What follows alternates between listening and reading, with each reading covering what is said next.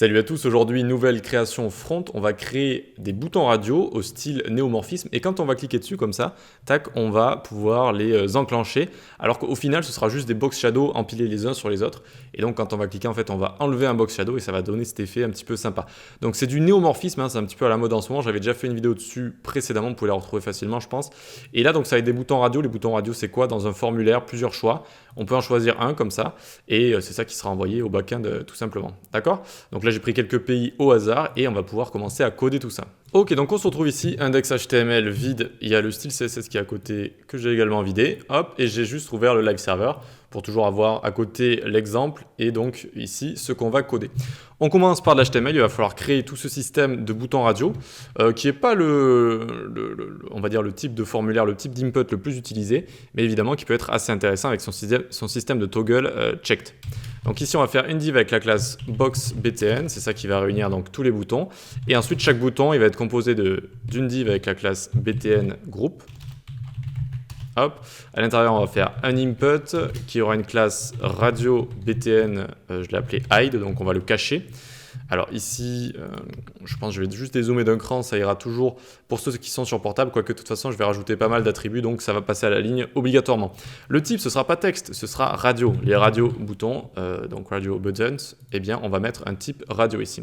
Le name, on va mettre est égal BTN Neo, comme BTM néomorphisme.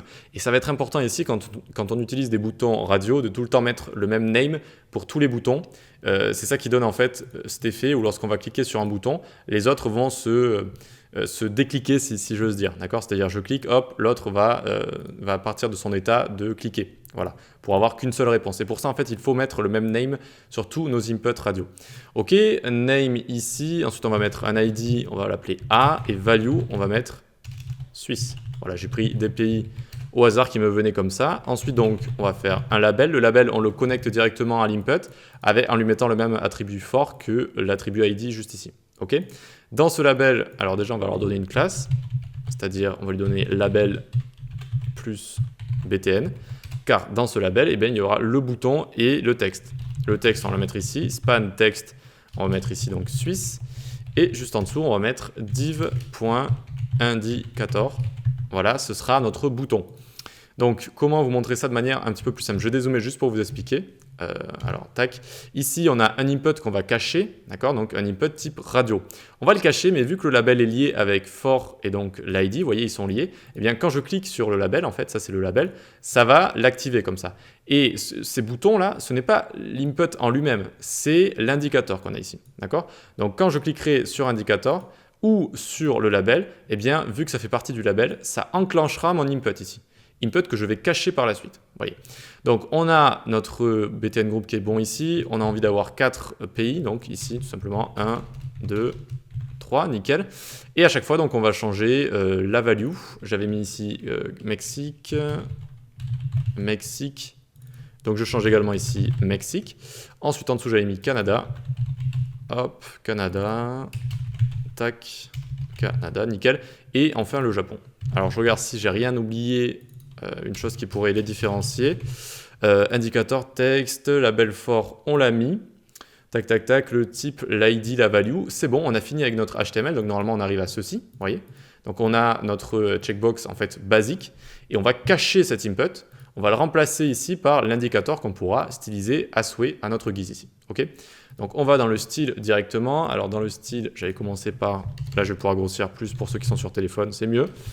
HTML box sizing border box, tac. Donc on prend en compte le padding et les bordures dans le calcul de la longueur et de la largeur des éléments, ça évite d'avoir des petites surprises. Ensuite le body ici on va lui mettre une 8 de 80 VH, ok, 80 viewport 8.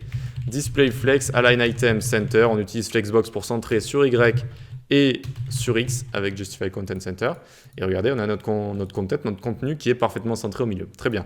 Ensuite, BG Color, background color, on va mettre un ECF0F3. Voilà, nickel. Et fond de femme, on va lui mettre, qu'est-ce que j'avais? Je pense que c'était un sans sérif. Ou alors j'ai peut-être le IBM ici. Non, je ne crois pas que je l'ai.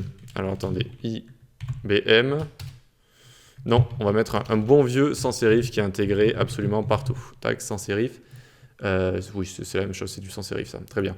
Donc, on a fait notre body. Maintenant, on va s'occuper de box BTN, la box qui contient tout ça. Donc, on va mettre un bon display flex, flex direction column. On va mettre tout ce qu'il y a à l'intérieur sous forme de colonne, flex direction, donc column comme ça. Ensuite, on va mettre un padding de 110 pixels en haut et en bas, 150 à gauche et à droite. Un border radius de 16 pixels. On est en train de faire la box qui entoure le tout en fait. Un background, on va lui mettre hashtag ECF0F3. F0F3, nickel. Et là, on va faire notre premier effet de néomorphisme avec la box qui englobe le tout. Donc, box shadow ici. Pour faire du néomorphisme, on met un box shadow différent en haut à gauche, en bas à droite, ou on peut faire l'inverse si vous voulez, les côtés inverses. Mais en tout cas, voilà, on en met des deux côtés un différent et ça crée une illusion de relief. Donc ici, box shadow, on va l'ouvrir, voilà, comme ça. Et on va se faire ceci, 4 pixels sur X, 4 pixels sur Y, 4 pixels d'étendue, 0 pixels de flou. Ensuite, on fait hashtag ici D1, D9, E6. Inset, ça veut dire à l'intérieur. Et donc, ça va bien le faire à l'intérieur. Très bien. Ça, on peut faire Maj, Alt, flèche du bas. Tac, ça va venir dupliquer tout ça. On va changer la couleur.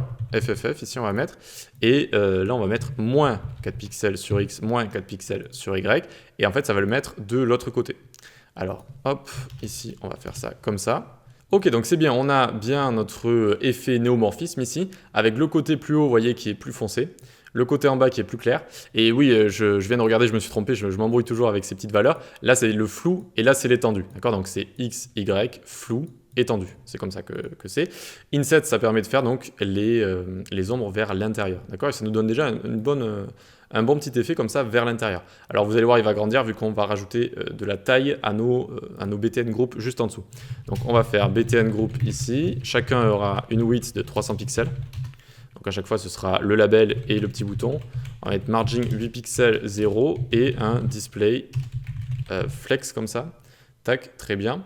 On a donc nos éléments qui sont ici. On va pouvoir les styliser. Alors si je dis pas de bêtises, même le BTN group qu'on a là, faire un display flex pour ça, ça ne me paraît pas très judicieux.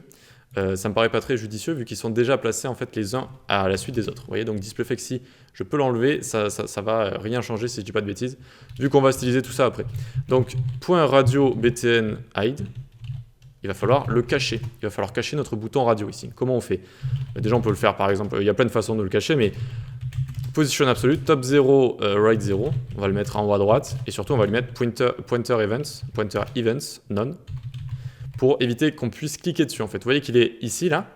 Déjà, je ne peux plus cliquer dessus avec pointer events none, je ne peux plus cliquer dessus. Ok. Et maintenant, pour m'en débarrasser totalement, pour ne plus le voir, je vais lui mettre un opacity 0. Opacity 0, tac. Puis même si on voulait aller un peu dans l'abus, on aurait pu le faire sortir de l'écran avec moins 20 par exemple, comme ça, tac. Et le faire carrément sortir de l'écran, on ne le voit plus, c'est terminé, on ne peut plus cliquer sur le bouton, tout du moins on ne peut plus cliquer sur l'input, mais on peut cliquer toujours sur les labels et tout ce qu'il y a dans le label. Alors on continue ici, point label plus btn, on met une width de 80%, c'est le label qui va contenir à la fois donc, ces indicateurs, donc les boutons qu'on va créer et le label. On leur met 80% de la longueur, on leur met à eux par contre c'est important, display flex, align item center en centre sur Y, justify content, on va mettre du space between pour écarter les éléments, cursor pointer pour montrer qu'on peut cliquer dessus, et on va mettre une couleur de 3, 9, 4 à 5, 6 comme ça. Nickel. Hop, très bien. Donc là, si on inspecte tout ça, tac, hop, on a du coup, alors je vais la sortir, ça va être un petit peu plus facile. Allez, je vais juste baisser. Voilà, nickel. Donc on a nos labels qui sont ici. En fait, les labels sont des conteneurs ici, hein, vous voyez, qui contiennent à la fois notre indicateur, c'est là où il va y avoir le bouton, et à la fois le texte qui est juste ici. Ensuite, on a notre box BTN qui est juste là, avec tout ce qui est padding. Et puis voilà, tout simplement. Voilà, on a chaque BTN group ensuite qui contient à la fois l'input et le label. Donc on peut continuer. On va descendre en dessous, on va s'occuper du texte en premier. Hop, on va mettre un font size de 25 pixels. Ok, margin left, on va lui mettre 30 pixels.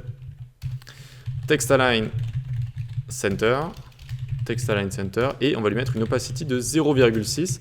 Et on augmentera son opacité une fois qu'on aura cliqué ou lorsqu'on aura survolé ce texte. Voilà. Ensuite, on va mettre transition all 0,2 secondes comme ça. notamment quand on va leur cliquer dessus et quand on va les survoler, eh bien on a envie de changer l'opacité, donc ça fera une petite transition comme ça. Maintenant on s'occupe des boutons, d'accord, donc des boutons ici.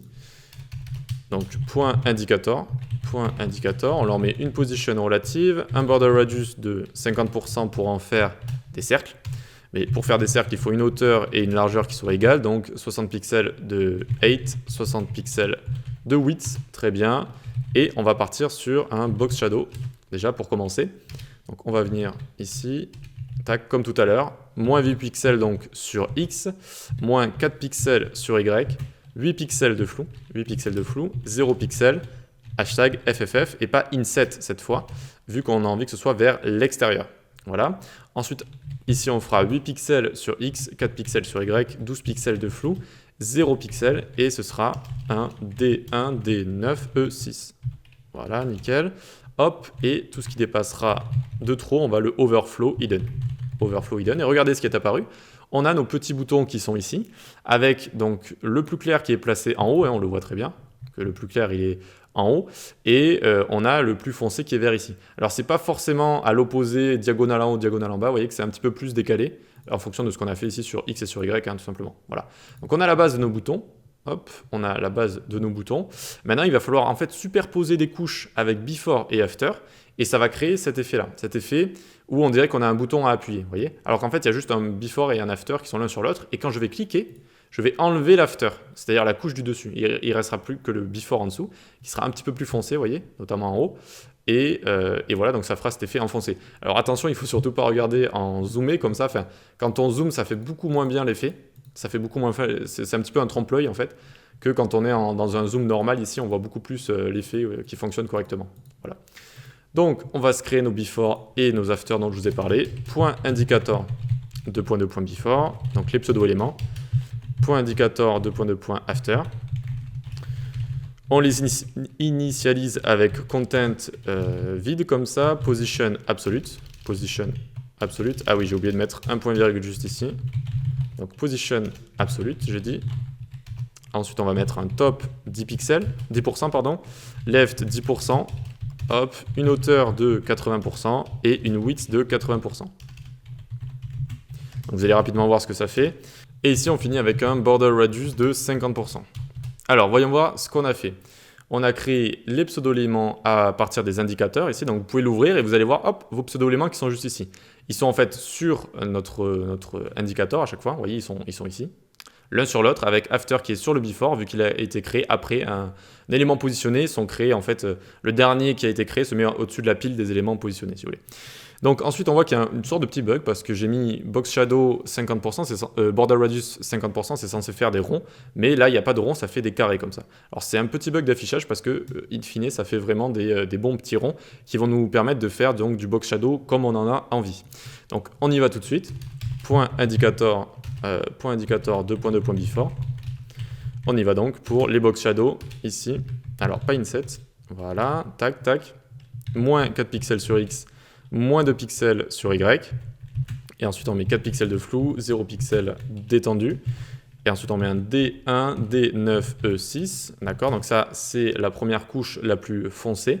Ensuite on va mettre un 4 pixels sur X, 2 pixels sur Y, 8 pixels de flou, 0 pixels d'étendu. Hashtag FFF, nickel. Alors là, du coup, on a notre before qui a été créé avec le plus foncé qui est en haut, à l'intérieur, c'est ça qu'on voit là, et le plus clair qui est vers ici. Vous voyez? Donc ils sont bien dessus. Regardez, si j'enlève le plus clair, hop, on va voir, normalement il y a du clair qui va s'en aller. Vous voyez, il y a du clair qui s'en allait ici. Et si j'enlève le plus foncé, pareil, regardez en haut à gauche, hop, vous voyez que le foncé s'est en allé. Allez, donc on va pouvoir s'occuper du after maintenant. Pour commencer, on lui change son background color directement. On va lui mettre ECF0F3. ECF0F3 comme ça, F3. Voilà, nickel. C'est une couleur qui va être un petit peu plus claire, si je ne dis pas de bêtises, que ce qu'on a mis. Vous voyez, elle va être plus claire et en fait, on va enlever le after et on va tomber sur le foncé et ça donnera cet effet de relief. Bref, on continue. Allez, c'est le dernier box shadow qu'on met ensemble. Je sais que c'est pas la propriété la plus fun à créer. Ici, on va faire moins 4 pixels sur X, moins 2 pixels sur Y. 4 pixels de flou, 0 pixels d'étendu, hashtag FFF. Donc la première ombre qui sera en haut à gauche, elle sera claire, FFF. Et ensuite, 4 pixels sur X, 2 pixels sur Y, 8 pixels d'étendu, 0 pixels et D1, D9, E6, ce sera plus foncé et ce sera en bas à droite. Ok, ensuite on va mettre une petite transition de point, tac, opacity. Ça va durer 0,25 secondes, is in out. Voilà, nickel. Donc regardez, on a nos boutons qui commencent à ressembler quand même beaucoup à ce qu'on a à côté. D'accord, donc c'est exactement les mêmes. Et on a bien un after qui est mis sur le before. D'accord. Et c'est lorsqu'on va cliquer dessus, lorsqu'on va checker notre bouton radio, eh bien on va enlever l'after. Il restera plus que le before. Oui, c'est ça, regardez, hop. Donc l'after est plus clair que le before. Et donc quand on l'enlève, eh bien, il nous reste finalement cette sorte de coin plus foncé qui donne cet effet de relief comme ça. Voilà. Ok, donc on va faire la partie un petit peu la plus tricky à comprendre si vous n'avez jamais utilisé ça. Donc là, radio BTN hide, c'est nos inputs. Donc une fois qu'il est checked, d'accord, checked. Donc quand on a appuyé sur un des labels ici, on utilise tilde qui va directement pouvoir sélectionner les éléments qui le suivent. Et notamment ici, on va pouvoir aller à label plus BTN, indicator, after. On va pouvoir cibler le after de l'indicateur vu qu'il se trouve dans label et que label se trouve après notre input. Regardez. On a notre input qui est ici. Une fois qu'il est checké, le tilde, ça va pouvoir aller sélectionner notre label et on va pouvoir aller sélectionner l'after de l'indicateur. Voilà. C'est ça qu'il faut comprendre. C'est un petit peu le plus dur à comprendre de cette vidéo probablement. Vous voyez, mais c'est ça. Input checké. Alors, on va aller cibler notre label plus BTN. Le tilde ici, si je ne dis pas de bêtises, c'est l'élément qui suit directement, si je ne dis pas de bêtises. Donc, label BTN et dans ce label BTN, indicator after. Et on va lui mettre une opacity de 0. En fait, on le fait disparaître tout simplement. Opacity 0. Voyons voir si ça fonctionne. Hop, je clique et ça ne fonctionne pas. Alors, attendez, j'ai dû faire une erreur quelque part. Alors, ça ne fonctionnait pas. Pourquoi? Parce qu'ici, quand j'ai copié-collé, en fait, vous voyez le label for A ID A, donc il était lié au premier input, mais quand j'ai copié-collé, en fait, j'ai oublié de lier à chaque fois les labels aux inputs, et donc à chaque fois, ils sont tous liés au A, en fait, tout simplement. Donc, il ne faut pas oublier de faire B, B, ici, donc C, C, tac, pour qu'à chaque fois, en fait, ça puisse cocher le bon bouton radio, tout simplement. Donc, hop, hop, et normalement, là, si on clique, hop, c'est bon, je suis en train d'activer tout ça. Vous voyez, ça active, ça active, ça active. Super. Pour terminer, donc là, on a fait le plus gros. On va pouvoir changer, par exemple, le texte. On va pouvoir le toucher légèrement. Donc ici, on va faire radio btn hide .focus. Donc quand on a le focus, c'est quand on a cliqué sur un des inputs, donc un des labels, du coup. Tac, donc .label plus btn.text. On va lui mettre un opacity 1.